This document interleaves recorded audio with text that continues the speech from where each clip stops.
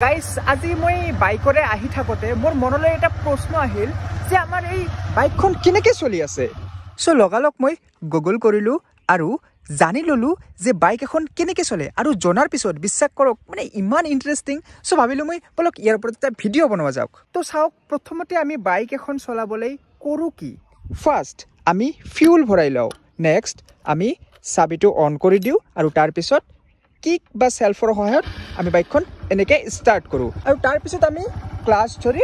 gear দি দিওঁ এইখিনিয়ে simple process আৰু তাৰ পিছতে আমাৰ বাইকখন যাব ধৰে তো এই ফিউল ভৰোৱাৰ পৰা বাইকখন চলালৈকে ইয়াৰ মাজত কি আৰু কেনেকে হল আমি সকলোৱে জানো ফিউল হল এটা কেমিক্যাল এনাৰ্জি আৰু আমাৰ বাইকখন চলে মেকানিক্যাল এনাৰ্জিৰ দ্বাৰা অৰ্থাৎ ইয়াতে আমাৰ ফিউল থাকে ফিউলটো ইঞ্জিন লৈ আহে আৰু ইঞ্জিনে কি কৰে ইয়াক মেকানিক্যাল বা ৰোটেশনাল এনাৰ্জি ইয়াতে প্ৰডিউস কৰে পিছত ইয়াত প্ৰডিউস হোৱা মেকানিক্যাল বা ৰোটেশনাল এনাৰ্জি কি হয় চকালৈ আহে দেন আমাৰ চকাটো ঘুৰে এন আমাৰ বাইকখন যাব ধৰে সো কেনেকে পসিবল হয় এটো এটা লিকুইড এটা পানীয়া বস্তু এই কেনেকে এটা বস্তু ঘুৰাবলৈ সহায় কৰে সো বলক আমি ভালকে একেবাৰে সহজ পদ্ধতিত গটেখিনি জানি লও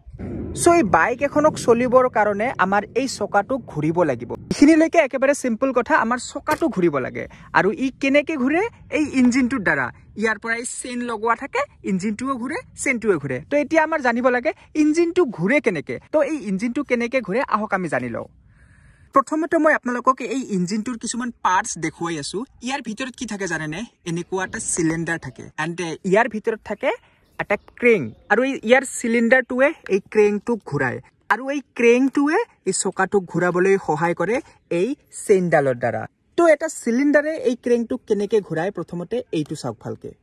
চাওক এয়া হল পেট্ৰল আৰু ই কি ই হল এটা ফ্লেমেবল লিকুইড অৰ্থাৎ এটা কেমিক্যাল এনাৰ্জি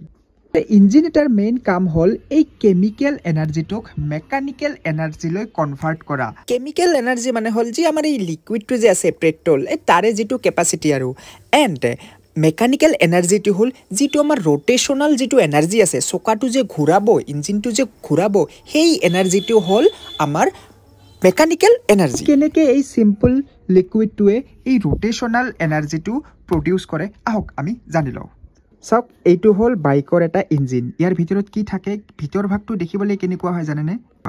আপোনালোকে দেখিবলৈ পাইছে এয়া হল সিলিন্ডাৰ এইটো হল ক্ৰেংক ইয়াতে আছে পিস্টন তো বহুতো পাৰ্টস আছে হিমান আমাৰ জানিবলৈ দৰকাৰ নাই মেইন আমি সিম্পল ওয়ে চাও এই পেট্ৰলটো কেনেকে ৰোটেশনাল এনাৰ্জিলৈ কনভাৰ্ট হয়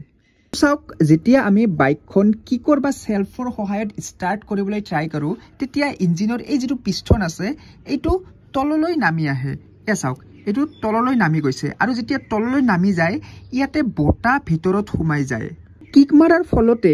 এই চাওক আমাৰ যে পিস্টনটো এগেইন ওপৰলৈ এবাৰ উঠি যায় এটা পিস্টনটো ওপৰলৈ উঠি যায় ইয়াতে এই যিখিনি আমাৰ বটা আছিল বটাখিনি হাই প্ৰেসাৰত কম্প্ৰেস হৈ যায় আৰু এনে সময়তে ইয়াতে ফিউল আহি যায় আৰু এই আমাৰ স্পাৰ্ক প্লাগটোৱে জুই জ্বলাই দিয়ে তাৰ পিছত ইয়াতে ব্লাষ্ট হৈ যায় আৰু ব্লাষ্ট হলে আপোনালোকে গমে পাই ব্লাষ্ট হলে কি হ'ব এই যে আমাৰ পিস্টনটো আছে তললৈ নামি আহিব তো এতিয়া এই যেটো প্ৰসেস কন্টিনিউয়াসলি চলি থাকে পিস্টন তললৈ আহে তাতে এয়াৰ সোমাই যায়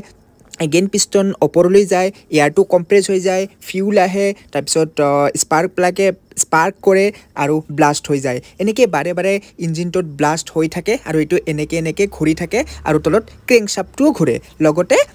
ক্ৰেংকশ্যাফ্টে পিছত কি কৰে গিয়াৰৰ মাধ্যমেৰে চেইনডালেৰে আমাৰ পিছত চকাটো ঘূৰাই দিয়ে ইমানে সহজ আছিল সো আই হোপ আপোনালোকে অলপ হলেও বুজি পাইছে যে বাইক এখন কেনেকৈ চলে অলপ হলেও ধাৰণাটো আহিছে বাকি ইমানো সিম্পল নহয় বস্তুটো বহুত কমপ্লেক্স কিন্তু মই আপোনালোকক অতি সহজ ভাষাত বুজালো সো কেনেকুৱা লাগিছে ভিডিঅটো মোক কমেন্ট কৰি নিশ্চয় জনাব তো আজিলৈ ইমানেই